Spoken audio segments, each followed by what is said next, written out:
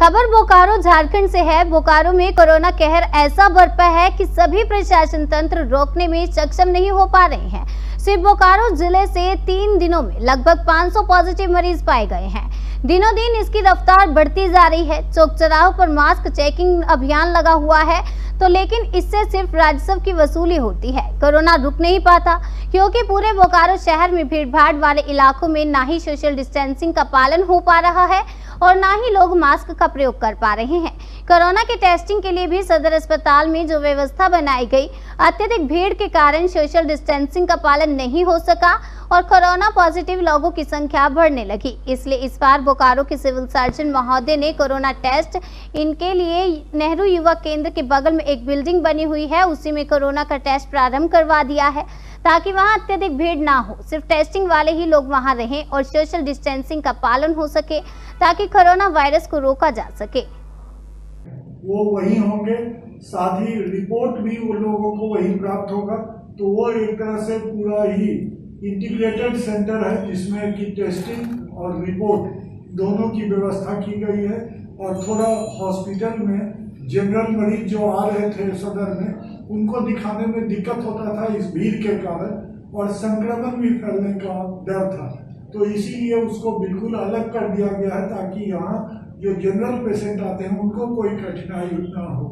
और साथ ही ये भी व्यवस्था की गई है कि मेरा लैब यहाँ है चूँकि सदर अस्पताल में जो ट्रूनेट का टेस्ट करता है, तो गर्भवती महिलाओं को कोई कष्ट न हो, इसलिए गर्भवती महिलाओं का सैंपल यही लिया जाएगा और यही टेस्ट किया जाएगा ताकि उन्हें दूर न जाना पड़े।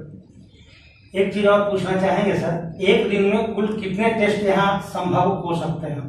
ये रैपिड एंटीजन में तो मेरे पास कोई दिक्कत नहीं है, जितने भी लोग आएंगे उनका टेस्ट होगा।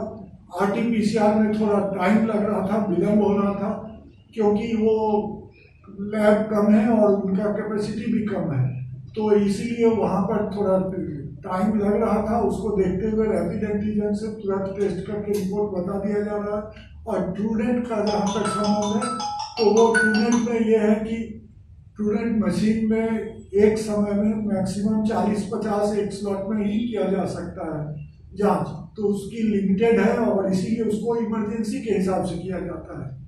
फिर भी 24 घंटे में कितने पेशेंट को रिपोर्ट मिल पाएंगे? हम लोग सदर हॉस्पिटल में ऐसी व्यवस्था रखे हैं कि 120 पेशेंट का डेली रिपोर्ट हो जाए यहाँ से। जी, और एक चीज और, मैंने वहाँ से वीडियोग्राफी की है, वहाँ पर बाहर में लाइन लगाया जा रहा है, तो चूंकि कोई वहाँ पर पहरेदार नहीं है, सोशल डिस्टेंसिंग का पालन कराने वाला, और कहीं शेड वगैरह भी नहीं है और ये अभी कोरोना काल लंबा चलेगा, तो उसके लिए कोई वैकल्पिक व्यवस्था, कोई गार्ड का बहाली या कुछ?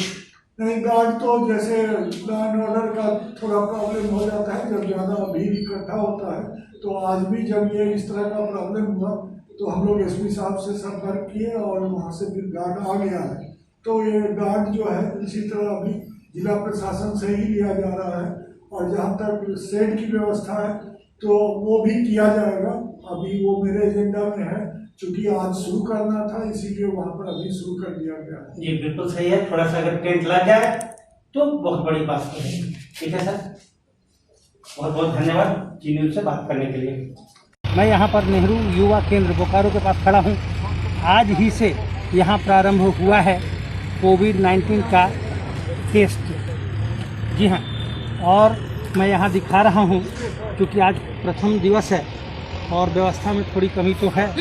यहाँ पर लोग खिड़की से लाइन लगे हुए हैं और यहाँ पर देख रहे हैं सुबह से 8:30 बजे से 3 कैदियों का टेस्ट होना था, 1 बजने जा रहा है, अभी तक के इन लोगों का टेस्ट नहीं हो पाया है। कुछ देर पहले मैंने सिविल सर्जन साहब से बात लिया है तो उन्होंने कहा कि इन लोगों का टेस्ट गर्भवती महिलाओं और कैदियों का सदर अस्पताल में ही होगा और वहाँ ये लोग जाते हैं तो वहाँ कोई नहीं है और यहाँ आते हैं तो यहाँ ये लोग लाइन में खड़े हैं।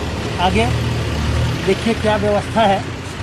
और सबसे बड़ी बात है, ये कोरोना का कहर ने थामा है शहर। इस कहर से कोई नहीं बच सकेगा, इसमें कोई दो मत नहीं है यदि आप सावधानी नहीं रखते हैं तो। यदि अमीरों को कोरोना नहीं होता तो आज अमेरिका में किसी को कोरोना नहीं होता। यदि बड़े बड़े नेता लोग अगर कहेंगे कि हम लोग कोरोना से बच सकते हैं तो आज सबकी स्थिति वही है। इससे ज़्यादा क्या कर सकते हैं? इसका बचाव सिर्फ और सिर्फ एक ही है, मास्क लगाएं, सैनिटाइजर करें और सोशल डिस्टेंसिंग का पालन करें। जब तक कि आप स्वयं नहीं बचेंगे आपको कोई नहीं बचा सकता। कैमरामैन नवेंदु कुमार मिश्रा के साथ सत्यनारायण न्यूज़ के लिए जिला बोकारो से।